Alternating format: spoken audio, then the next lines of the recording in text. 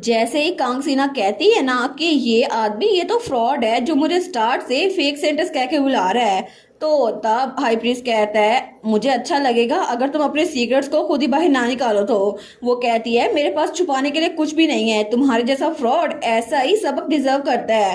तो एंड्री कहता है क्या आप इस बात पे पूरी यकीन है? तो हाई प्रीस्ट कहता है बिल्कुल, मैं कसम खा सकता हूँ। वो कहती है आखिर तुम इस लो लाइफ प्रीस्ट की बात क्यों सुन रहे हो जिसके पास डिवाइन पावर भी नहीं है? तो एंड्री कहता है मुझे माफ कीजिएगा लेकिन मुझे थोड़ा काम है, मैं चलता हूँ। तो कांगसीना कहती है सर एंड्री मेरी बात तो सुन ले, लेकिन हाई प्रीस्ट भी जाते हुए कहता है मैं भी चलता हूँ, मुझे किसी फेक सेटर से बात नहीं करनी। तो वो दिल में सोचती है क्यों आखिर ये लोग मुझे ऐसे बात क्यों कर रहे हैं। तो तभी वो वहां पर बकेट को किक लगाती है। वो सोचती है ओरिजिनल स्टोरी में कहीं ऐसा नहीं लिखा था कि कांगसीना को काम करना पड़ेगा, आखिर ये सब कुछ क्यों हो रहा है। लेकिन तब वो कहती है यहाँ पर इस दुनिया में ट्रस्ट करने के लिए मेरे पास कुछ भी नहीं है। तो वो जमीन पे बैठ गई थी। वो सोचती है अगर चीजें ऐसी चल रही थी ना तो इससे अच्छा था कि मैं अपनी दुनिया में वापस चली जाती। लेकिन दूसरी तरफ एंड्री कम्युनिकेशन ऑफ के पास आया था। वो सोचता है वो फेक सेंटस है, इस फैक्ट से तो किंगडम में बहुत बड़ा ब्लो होगा, मुझे हिज मैजेस्टी को इन्फॉर्म करना पड़ेगा। लेकिन तभी वहां पर कोई आते हुए कहता है सर एनरी एक इमरजेंसी है। वो कहता है क्या बात है? तो उसका सबऑर्डिनेट कहता है सोल्जर्स जो कि फोर्ट्रेस को गार्ड कर रहे थे वो बीमार पड़ रहे हैं और उनको देखकर लगता है कि ये कोई प्लेग है। वो कहता है क्या प्लेग? तो तभी दूसरी तरफ हमें वहां पर हमारे हीरो का अंकल दिखा जाता है, लॉर्ड डगलस। वो कहता है ऐसा लगता है कि हम लोग को थोड़ा इंतजार करना पड़ेगा, इसी वजह से यहाँ पर टेंट लगाओ। तो उसका सबऑर्डिनेट खांसते हुए कहता है जी योर हाइनस। लेकिन तभी वो पीछे देखते हैं तो बाकी सिपाही भी खांस रहे थे। वो सोचता है अचानक से जब से हम समुद्र से वापस आए हैं ये सब लोग ऐसे खांस क्यों रहे हैं, सबकी हालत अच्छी नहीं लग रही। लेकिन तभी जैसे जैसे लॉर्ड डगलस आगे बढ़ा था ना तो जहां जहां वो कदम रख रहा था वो जमीन काली हो रही थी। लेकिन तब रात के वक्त हमें हमारा हीरो हिज मैजेस्टी और हमारी हीरोइन दिखाई जाती है। तो हमारा हीरो कहता है मुझे माफ करना रीना। तो हमारा हीरो कहती है कोई बात नहीं, यहाँ पे कैंपिंग करना अच्छा है, वैसे भी मैं इतनी जल्दी चल नहीं सकती ना, इसी वजह से हमें यहाँ पे कैंप लगाना पड़ रहा है। इसके अलावा मुझे केमन के साथ होना अच्छा लगता है और वैसे भी जब हम लोग वापस लौट गए तो हमें बहुत सा काम होगा, इसी वजह से मैं अपने हैंडसम हस्बैंड का चेहरे को अभी देखना चाहती हूँ। तो एम्पर ब्लश करते हुए कहता है हस्बैंड? वो कहती है बिल्कुल। वो सोचती है ये कितना क्यूट लगता है। लेकिन तभी वो दिल में सोचती है आखिर मुझे इतना हैंडसम लड़का मिल कहाँ से गया, ये तो हैंडसम है, हम्बल है और क्यूट भी है और इसके बारे में बेस्ट थिंग ये है कि ये मेरी बात को सुनता है, इसके लिए मेरे ओपिनियंस मैटर करते हैं। वो कहता है अचानक से तुम क्या सोचने लग गई थी ना? तो हमारी रीना कहती है टू बी ऑनेस्ट मैं थोड़ी फिक्रमंद थी जब मैंने सुना कि पोस्ट इन एम्पीरियल टेरिटरी बन गई है, क्योंकि मुझे तो नई बिजनेस मार्केट सिक्योर करनी थी और मैं बिल्कुल भी श्योर नहीं थी कि एम्पायर के लोगों को मेरी क्रॉप्स पसंद आएगी या फिर नहीं। लेकिन जब तुमने कहा कि तुम मील किट बिजनेस में मेरी हेल्प करोगे तो तुम्हें मेरे लिए इतना सब कुछ करता हुआ देखकर मुझे हिम्मत आ गई, इसी वजह से थैंक यू। वो कहता है क्योंकि तुम हमेशा मेहनत करती हो ना, इसी वजह से तुम्हें इस पे प्राइड लेना चाहिए, इसी वजह से तुम्हें अपने आप पे नाज होना चाहिए। हमारा कहती है थैंक यू, तुम्हारी हेल्प के बगैर मैं ये कर नहीं सकती केमन। लेकिन तब वो कहता है मुझे लगता है काम तो काम होता है ना और तब हमें बाद में करना पड़ेगा, पहले हमें अपनी शादी और हनीमून के बारे में सोचना चाहिए। वो सोचती है हनीमून? लेकिन यहाँ पर इस दुनिया में लोग हनीमून पे कहाँ जाते हैं, उसको छोड़ो, मैं तो हमारी शादी के बारे में भूल गई। वो कहता है क्या तुम्हें कहीं जाना है? हमारा कहती है ओशन, मुझे समुद्र के पास जाना है। किंगडम में तो मैंने कभी भी कोई समुद्र देखा ही नहीं है। वो सोचती है किंगडम तो लैंड लॉक है लेकिन एम्पायर में बहुत सारे पोर्ट्स है और जब मैं अपनी पुरानी लाइफ में थी ना तो हम लोग कोस्टल सिटी में रहा करते थे, लेकिन मुझे स्मेल ऑफ साल्ट की वजह से सिकनेस हो जाती थी। वो कहती है क्या तुम्हें समुद्र पसंद नहीं है? तो हमारा हीरो कहता है नहीं नहीं ऐसी बात नहीं है, लेकिन तुम्हारा आंसर अनएक्सपेक्टेड था क्योंकि ज्यादातर लोग समुद्र को अवॉइड ही करते हैं क्योंकि बहुत सारे लोगों की जान समुद्र में जा चुकी है, इसी वजह से। हमारन सोचती है अच्छा मुझे लगा था शायद मैं इसके साथ हाथ पकड़ के वहां पे बीच पे चल सकती। तो हमारा हीरो कहता है नहीं हम लोग इकट्ठे चलेंगे और मुझे लगता है ये सिर्फ जनरल परसेप्शन है, फिर भी एम्पायर के बहुत सारे ब्यूटीफुल बीचेस हैं तो हम लोग वहां पर इकट्ठे वॉक कर सकते हैं और बहुत सारी मजेदार चीजें खा सकते हैं। तो रीना कहती है ठीक है हम लोग ऐसा ही करेंगे। और थोड़ी देर बाद रीना वहां पर सो गई थी। तो तभी वहां पर लुइस वो तलवार कहती है, ये कितना फ्रस्ट्रेटिंग है सीरियसली, आखिर तुम अपनी आइडेंटिटी कब रिवील करोगे? तुम्हें शादी से पहले पहले अपनी आइडेंटिटी रिवील करनी पड़ेगी। इसके अलावा जब तुम्हारी शादी हो जाएगी तुम पोस्टर में रुक नहीं सकते, तो आखिर तुम इसको बता क्यों नहीं देते? हमारा हीरो कहता है, मैं उसको बताने वाला था जैसे ही हम लोग टेलीपोर्ट होकर एम्पायर जाते तभी, लेकिन प्लान्स खराब हो गए, और इसके अलावा मैंने पोस्टर में रुकने का एक तरीका ढूंढ लिया है। वो कहता है, हाँ हाँ ढूंढ ना लिया हो, क्या तुम्हें इस बात से डर लग रहा है कि वो तुम्हें छोड़ देगी, या फिर तुम्हें मेरी मास्टर पे ट्रस्ट नहीं है? तो केमन कहता है, नहीं मुझे रीना पे यकीन है, हम दोनों के दरमियान सही से बात हो चुकी है। वो कहता है, तो फिर मसला क्या है? मास्टर की पर्सनैलिटी को देखते हुए वो इस बात पे गुस्सा नहीं करेगी, वो तो समझेगी वो लकी है क्योंकि आगे से उसका बिजनेस परमिट वो जल्दी मिल जाया करेगा। वो कहता है, बिल्कुल तुम ठीक कह रहे हो रीना, ऐसी ही है, लेकिन अगर सच कहा जाए तो पोस्टिंग छोड़ते हुए मुझे कुछ हो रहा है, मैं हिचकिचा रहा हूँ अपनी लाइफस्टाइल को एंड करते हुए। तो लुइस कहता है, क्या मतलब है इस बात से? क्या सच में ये रूरल लाइफ तुम्हें सूट कर रही है? वो कहता है, लुइस तुमने मेंशन किया था ना कि कैसल की दीवार पे टंगे रहना बहुत ज्यादा बुरा था, है ना? वो कहता है, बिल्कुल, एक तलवार के तौर पर मेरे लिए मौत था। तो हमारा हीरो कहता है, मुझे भी बिल्कुल ऐसा ही फील होता है। जब से मैं एम्पायर बना हूं ना, मैंने हमेशा एम्पायर के लोगों की फिक्र की है, लेकिन जिंदा रहने का सिर्फ एक ही तरीका था, और अगर मेरे ग्रेडी अंकल को एम्पायर बना दिया जाता तो मेरी बहनों को और मुझे वो अकेला ना छोड़ता। इसी वजह से मैं उस रिस्पॉन्सिबिलिटी के नीचे कुचला जा रहा था जिसकी वजह से मुझे सबको प्रोटेक्ट करना था। मैंने अपने आप पे फिक्र करना बंद कर दी, मैंने अपना ध्यान रखना बंद कर दिया, और ग्रेजुअली मैं सेंस ऑफ डायरेक्शन लाइफ में खोता जा रहा था। लेकिन मैं ये बात भी जानता था कि पूरे एम्पायर में हाईएस्ट पोजीशन मेरे पास है, और मैं इतना ज्यादा शानदार खाना खाता हूँ और इतने ज्यादा अच्छे इलाके में रहता हूँ, फिर भी वो जगह मेरे लिए किसी टॉम की तरह थी। तो लुइस कहता है, एक टॉम? क्या सच में तुम थ्रोन से उतरना चाहते हो? वो कहता है, नहीं, मैं पहले चाहता था लेकिन अब नहीं।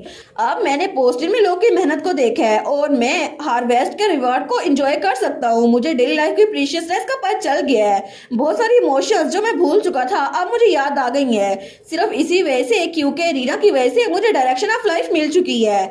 और ये ना सिर्फ मार्शल एम्पायर के एम्पर के तौर पर बल्कि एक इंसान कैमिन मार्शल के तौर पर। जब मैं वापस लौटूंगा ना तो पहले से अच्छा एम्पर बनूंगा। तो लुइस कहता है, सच में तुम तो बड़े जिद्दी हो। वो कहता है, फिक्र ना करो, मुझे पता है मेरे दिल का बाकी जरा अच्छे से, इसी वजह से मुझे वापस लौटना होगा। तो लुइस कहता है, ठीक है ठीक है, मैं सोने जा रहा हूँ, मैं मास्टर के साथ सोने जा रहा हूँ, ठीक है तुम भी सो जाना। वो कहता है, ऑल राइट। तो लुइस हमारी रीना के पास आ गया था। वो सोचता है, आखिर मेरी डायरेक्शन ऑफ लाइफ क्या है? श्योरली मुझे ये जगह इतनी बुरी नहीं लगती, लेकिन बैटलफील्ड में जाने से मुझे बड़ी खुशी होगी। लेकिन ये ऐसी चीज है जिसको मैं बड़े अरसे से मिस कर रहा हूँ, फिर भी मैं इसको भूला नहीं हूँ। लेकिन मास्टर से मिलने के बाद जब मैं उनके साथ ऐसे लेटा करता हूँ ना, तो मुझे सच में लगता है कि मैं सच में अपने मकसद को भूल नहीं रहा। लेकिन क्या बैटलफील्ड में घूमना मैं बस यही चाहता हूँ? तो तभी वहां दूसरी तरफ वो तलवार लॉर्ड डगलस उसको साफ कर रहा था। तो तभी लुइस वो उठ जाता है, वो इधर उधर घूमता है। तो हमारा केमन कहता है, लुइस क्या हुआ, तुम क्या ढूंढ रहे हो? वो कहता है, नहीं कुछ नहीं। तो सोचता है, आखिर ये था क्या? मुझे एक सेकंड के लिए लगा कि मैंने कुछ एनर्जी फील की है जो कि बहुत ज्यादा चिलिंग और ओमिनियस प्रेजेंस थी, पता नहीं ये थी क्या। और तभी दूसरी तरफ हमें एम्पीरियल पैलेस का सीन दिखाया जाता है जहाँ पे सूजन और उसकी बड़ी बहन बैठी थी। तो कम्युनिकेशन ऑफ के जरिए उनकी ग्रैंडमा उनको कह रही थी वहां पर एक प्लेग फैल गया है, एक मिस्टिकल एपिडेमिक अचानक से ब्रेकआउट हो गया है, और इसी वजह से हाई प्रीस्ट वहां पर होली पावर के जरिए सबको हील कर रहे हैं। लेकिन अभी के लिए सेफ है, तो चाहे कुछ भी हो जाए तुम लोग पोस्टिंग बिल्कुल ना आना। तो सुजैन की बड़ी बहन कहती है, जी मैं समझ गई ग्रैंड मदर, आप भी अपना ख्याल रखिएगा। लेकिन तभी उसकी बड़ी बहन कहती है, तुमने सुना सुजन, तुम बिल्कुल भी वहां नहीं जाओगी, तुम्हें इंतजार करना होगा। तो सूजन कुछ नहीं बोलती। तो उसकी बहन कहती है, सूजन क्या हुआ? वो सोचती है, एक एपिडेमिक आउटब्रेक, इसका मतलब है कि रसल भी वहीं पर होगा। लेकिन क्या इसका मतलब है ये वही बीमारी नहीं है जिसकी वजह से फादर गुजरे थे? और अगर इसको आइडेंटिफाई करना इतना मुश्किल है तो फिर लोग की जान खतरे में होगी। और पिछली बार काउंट रसल के साथ उस एम्बैरेसिंग एनकाउंटर के बाद मैंने तो फाइनल गुड बाय भी नहीं बोला, तो क्या ये हमारी आखिरी मुलाकात होगी? तो सूजन कहती है, मुझे पोस्टिंग जाना होगा, मुझे अभी भी उससे प्रॉपर आंसर नहीं मिला। तो उसकी बहन कहती है, क्या चीफ एड के तौर पर मैं तुम्हें अलाउ नहीं करूंगी, गिव अप कर दो। तो सूजन कहती है, बिल्कुल नहीं, हमने तो बिल्कुल अपनी फीलिंग्स को कन्फेस नहीं किया, हम लोग ऐसे मर नहीं सकते अलग अलग होके। तो वो भागने लगती है। वो कहती है, मुझे तो अभी भी उससे आई लव यू बोलना है। तो उसकी बहन कहती है, सूजन तो तब वो सोचती है आखिर मेरी बहन पागल तो नहीं हो गई। अभी कुछ दिनों पहले ही ये तो रो रही थी कि इसको रिजेक्ट कर दिया गया है, लेकिन फिर से देखो ये कितनी जिद्दी है। लगता है मेरी फैमिली में सारी बड़ी जिद्दी है। तो तब वहां पर उसकी एडवाइजर आती है, वो कहती है क्या मैं आपके लिए मेडिसिन और टी प्रिपेयर करूं? वो कहती है बिल्कुल, दोनों प्रिपेयर कर दो। लेकिन तभी उसी पल हमें क्राउन प्रिंस डेविड दिखा जाता है। तो वो बॉर्डर को देखते हुए कहता है क्या अचानक से ये दीवार यहाँ पर कैसे आ गई? तो उसके एडवाइजर कहते हैं ये तो मैप पे भी नहीं था, लगता है कि एम्पायर वालों ने यहाँ पर मैजिक से ये दीवार बनाई है। तो वो कहता है अच्छा तो ये बात है। तो उसका एडवाइजर कहता है जी बिल्कुल। वो सोचता है मुझे लगता है कि जरूर ड्यूक फोन भी इसी वजह से यहाँ से बाहर नहीं आ सके होंगे और ये टेरिटरी पार करना रीना के लिए भी मुश्किल होगा। चीजें कुछ सही नहीं लग रही। वो कहता है मैजिकल आर्टिफैक्ट के जरिए यहाँ पर इस बॉर्डर के दरमियान कोई गैप ढूंढो। वो कहते हैं जी और हाइनस। तो क्राउन प्रिंस एक पत्थर पे बैठ गया था। वो सोचता है मैं तो अपने साथ लोग को लेकर आया, लेकिन उन्होंने पहले इन्वेस्टिगेशन की नहीं थी। ये लोग तो बेवकूफ है जिन्होंने मुझे कांग सिन्हा से शादी करने का मशवरा दिया था। अगर मुझे पहले पता होता ना कि ये सब कुछ होने वाला है तो फिर मैं पहले अपने साथ जरा सोल्जर्स दे आता। लेकिन ये सब कुछ सिर्फ तब होता ना अगर मेरे फादर ने मुझे पोज ना किया होता। तो जब अपने फादर के पास गया था तो उसके फादर ने कहा था तुम आर्मी को लेके जाना चाहते हो, तुम्हें सच में लगता है कि अगर तुम ऐसा करोगे तो कोई जंग नहीं छिड़ेगी? वो सोचता है आखिर उनको एम्पायर से इतना डर क्यों लगता है। लेकिन एक बार मैं किंग बन गया तो मैं इस मसले को ओवरलुक नहीं करूंगा, ना ही उस बेइज्जती को भूलूंगा जो कि उस एम्परर ने मेरे साथ की है। उसने रीना को मुझसे चुरा दिया जिसे मेरी वाइफ बनना था। लेकिन तभी उसका एडवाइजर आता है। वो कहता है योर हाइनस यहाँ पर करीब ही किसी ने कैंपिंग की हुई है, मैं उन्हें दूर से देख कर आया हूँ। उनको देखकर लगता है कि वो लोग नोबल्स हैं और अगर आप चाहें तो उनसे मदद मांग सकते हैं। तो क्राउन प्रिंस डेविड वो सोचता है ऐसी जगह पर कैंपिंग, ऐसा लगता है वो लोग किसी और जगह से आए हैं। तो तब उसका एडवाइजर कहता है मुझे वाल में कोई भी गैप नहीं मिला, तो क्या अच्छा नहीं होगा अगर आप कैरेज में रात गुजारने के बजाय उनसे हेल्प मांग लें तो ये अच्छा होगा। वो सोचता है वेल मुझे चीजों को सही करना ही होगा। वो कहता है ठीक है। और थोड़ी देर बाद वो वहां पर एक खेमे के अंदर था। वो कहता है चलो कम से कम मुझे अच्छे से रेस्ट तो मिल गया। तो तभी वहां पर कोई कहता है क्या मैं अंदर आ सकता हूँ? तो डेविड कहता है जी आ जाए। वो कहता है थैंक यू आपकी हॉस्पिटैलिटी के लिए, आपने हमें टेंट में रहने की इजाजत दे दी। तो वो कहता है इस बारे में कुछ जरा ना सोचें, वैसे भी मैं उम्मीद करता हूँ कि हमारी मेहमान नवाजी आपके हिसाब से हो, लेकिन फिर भी मैंने एक्सपेक्ट नहीं किया था कि कोई पोस्टर की तरह भर रहा होगा मेरे अलावा। आखिर आप इतने रूरल एरिया में क्या कर रही है? तो डेविड कहता है वेल मैं अपनी फियांसे को ढूंढने के लिए आया था। वो कहता है अच्छा वो गुम हो गई थी बिना किसी वजह के? लेकिन वो सोचता है मुझे एक स्ट्रेंजर से अपनी डिटेल्स बताने की जरूरत नहीं है। तो डेविड कहता है जी बस कुछ ऐसा ही हुआ था। तो डगलस कहता है कि आप मुझे बताएंगे नहीं हुआ क्या था एग्जैक्टली? वो सोचता है आखिर ये मुझसे ऐसी बातें क्यों कर रहा है। लेकिन तभी लॉर्ड डगलस कहता है दूसरों को मसले बताने से मसले हल हो जाते हैं, क्या पता हम सॉल्यूशन ढूंढ लें। और तभी अपनी तलवार पे हाथ रखता है। वो कहता है कि आप एग्री नहीं करते। लेकिन तभी जैसे डेविड किसी स्पेल के अंदर आ गया था, वो सोचता है मैंने इसको सब कुछ बता दिया जो कि मैं जानता था। इसके अलावा मैंने इसको ये भी बता दिया कि मैंने रीना को खुद बिट्रे किया था। असल में उसको क्राउन प्रिंसेस के ओहदे से मैंने हटाया था और इसीलिए वो यहाँ पर पोस्टिंग में भेजी गई थी। लेकिन तभी डगलस कहता है अच्छा ये तो बड़ा डिस्ट्रेसिंग होगा आपके लिए। वो सोचता है क्या? तो डेविड सोचता है आखिर मैंने इसको अपने बारे में सब कुछ क्यों बताया? ऐसा लगता है मैं किसी स्पेल के अंडर हूँ, लेकिन फिर भी इसको पता चल गया मैं क्राउन प्रिंस हूँ, फिर भी ये कुछ कह नहीं रहा। इसका मतलब ये किंगडम से नहीं है। तो वो कहता है क्या आप एम्पायर से हैं? तो डगलस कहता है बिल्कुल मैं हूँ डगलस मार्शल, पुराने एम्पर का बेटा।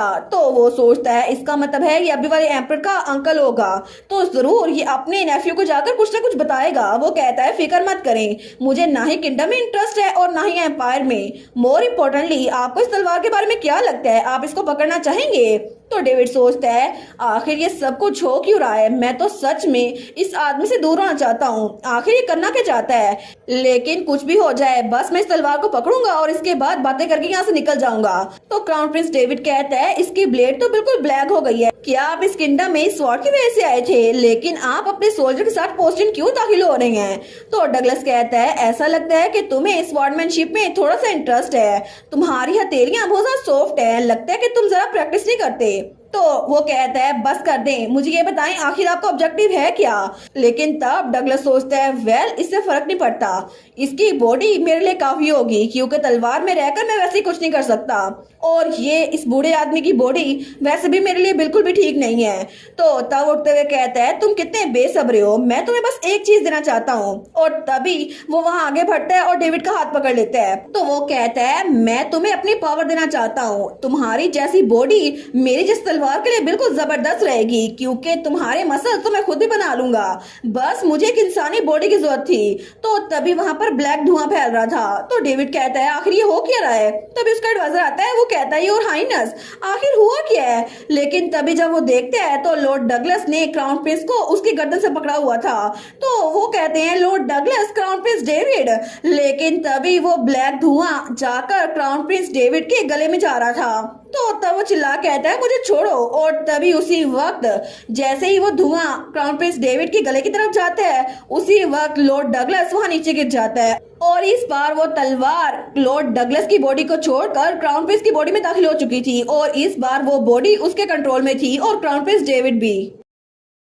और इसी के साथ ये वाला पार्ट यहीं पर ख़त्म। तो आप लोग बताइएगा आप लोग को ये पार्ट कैसा लगा, और वीडियो को लाइक और चैनल को सब्सक्राइब लाजमी कीजिएगा।